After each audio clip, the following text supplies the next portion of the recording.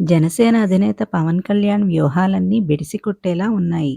ప్రభుత్వ వ్యతిరేక ఓటు చీలకుండా చూస్తాను అని పవన్ చెప్పిన మాటలు నిజమయ్యేలా లేవు. ఎందుకు, ఎలా అన్నది ఈ వీడియోలో తెలుసుకుందాం. ఆంధ్రప్రదేశ్లో 175 అసెంబ్లీ, 25 ఎంపీ సీట్లకు బీజేపీ పోటీ చేస్తుందని ఆ పార్టీ జాతీయ కార్యవర్గ సభ్యుడు సోము వీర్రాజు తాజాగా ప్రకటించారు. బీజేపీ ఎన్నికలకు సిద్ధమవుతున్న తీరును వీర్రాజు విలేకరులకు వివరించారు. అన్ని జిల్లాల్లో బీజేపీ ఎన్నికల కార్యాలయాలను ప్రారంభిస్తున్నట్లు చెప్పారు. 25 పార్లమెంటు నియోజకవర్గాలను 5 క్లస్టర్లుగా విభజించినట్లు తెలిపారు. జనసేన టీడీపీ కూటమితో బీజేపీ కలుస్తుందా లేదా అనే సందేహాలు అందరిలో ఉన్న దశలో వీర్రాజు ప్రకటన దీనిపై క్లారిటీ వచ్చినట్లే ఉంది.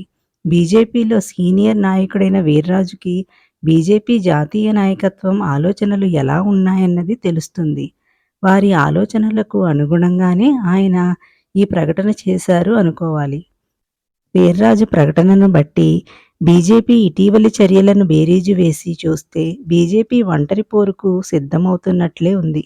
చివరి నిమిషంలో బీజేపీ నాయకత్వం నిర్ణయాన్ని మార్చుకుంటే తప్ప ఇక జనసేన టీడీపీ కూటమితో బీజేపీ కలవడం లేనట్లే.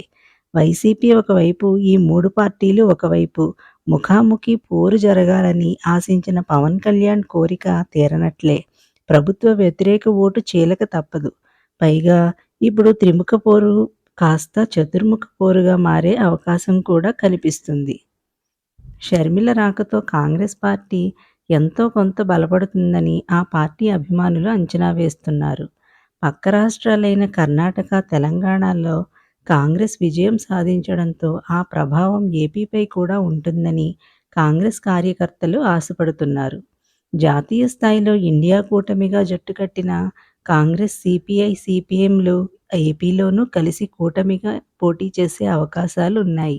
ఈ 3 పార్టీలకు కొన్ని సీట్లు కేటాయించి వీటిని తమతో కలుపుకోవడానికి జనసేన, టీడీపీ ప్రయత్నిస్తాయో లేదో చూడాలి.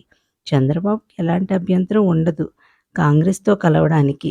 2018లో తెలంగాణలో కాంగ్రెస్తో పొత్తు పెట్టుకున్నారు చంద్రబాబు. కాంగ్రెస్తో కలవడానికి పవన్ అంగీకరిస్తారో లేదో చూడాలి.